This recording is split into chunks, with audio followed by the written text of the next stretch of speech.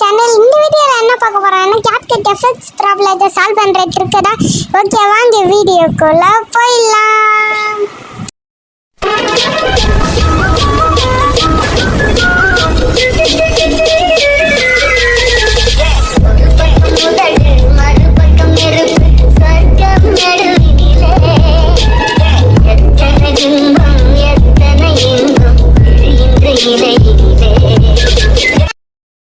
First VPN open பண்ணிக்கோங்க. VPN உள்ள போயிட்டு கரெக்டா சர்வர் 4 இருக்கும், அதில் கரெக்டாக சிங்கப்பூர் வச்சுக்கோங்க. சிங்கப்பூர் வச்சாலும் கொஞ்ச நேரம் வெயிட் பண்ணுங்க.